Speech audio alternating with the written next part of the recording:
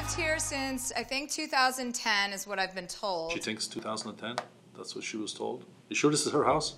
Welcome back. Hi, I'm Desmond Keogh, owner and founder of Haifa Limestone. Been in the stone business now for 36 years, and today we're going to look at some more so-called celebrity homes. Okay, the funny lady, right? Hi, AD. I'm Chelsea Handler, and this is my house. Come on in. She seems scared. New York home. Looks New Yorkish.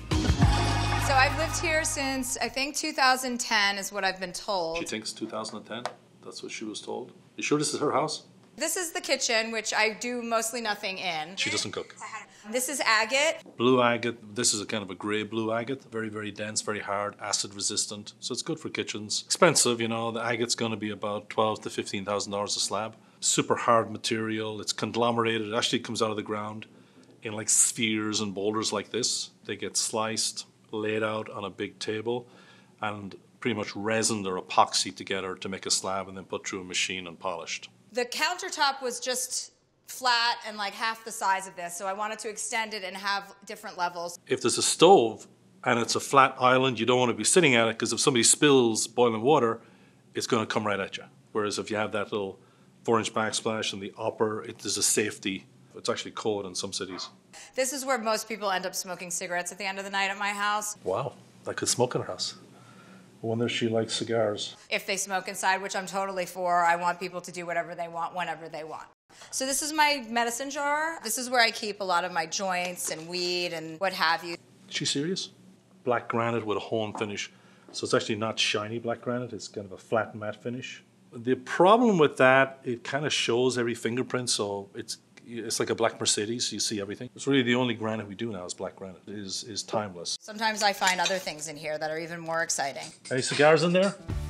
Okay, Tommy, about time you got a Palm Beach job. It's Tommy and Dee. Welcome to Palm Beach. Come on in. Revival Mediterranean. We actually did this house when it was built new. I absolutely fell in love with the house when I walked in and I saw this courtyard, all the coral stone. The quintessential Palm Beach coral is the original Florida Keystone. The problem with it is it's a bit of a maintenance issue. Sometimes people fill the larger holes, you know, if it's a cocktail hour and you get people out there in heels, it's going to be something that you probably want to fill, the bigger ones.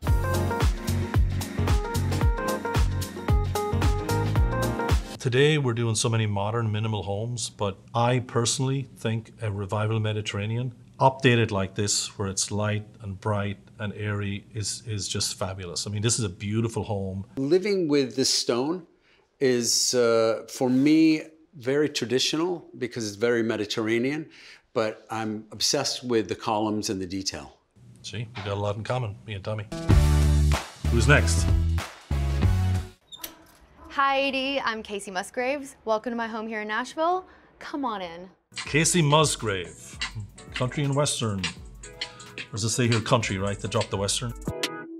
This is my kitchen. I love this kitchen so much because of all the natural light. She actually has lava stone. It's very, very dense, great for kitchen countertops because it's lava, it's super hard. It looks really nice honed, but it will polish. You can also give it a texture. A beautiful material for bathrooms or countertops, and we've even done pool decks with it. So it's a very nice kitchen. She did a really good job with that. The island is kind of cool. It's like a big block leg square. The countertops, the floor, probably pretty unique in Nashville. Here's my bathroom. This is another one of my favorite spaces. It feels so serene. I feel like I'm in a spa and I really love it. Now here's the white, white, white, and more white. So the only thing that's not white here is the plant, the mirror frame, and the stool. It's crying out for a little accent of some color. This bathroom is totally different and just try to keep things really minimal. Like I love the knobs being just like, I guess they're quartz maybe. This reminds me of like the hotel room you go into and you're trying to figure out the knob. Do I push it? Do I pull it? Do I twist it? Do I turn it? Do I wave? How do I get it to work? This is where I kind of sit and do my makeup. I just love the bowl shape of this. We do fabricate quite a few tubs that shape from a block of stone. How much does this cost? If it's Italian Calicat, it could be 100,000. If it's Vietnam white, it could be less than 10,000. So the country of origin is a big deal.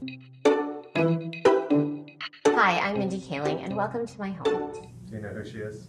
The Office? Yeah, she's pretty cool.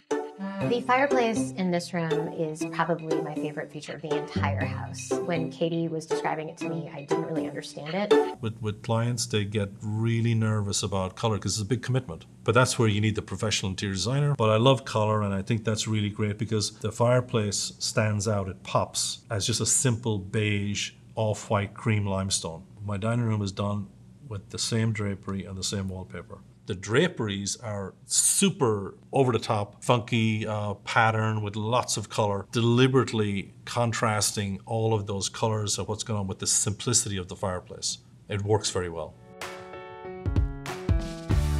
Thank you for joining us today. We'll have a bunch of new ones coming up next month, and make sure you subscribe and do the click and the beep, bada boop, bada bing, whatever you do. Bye.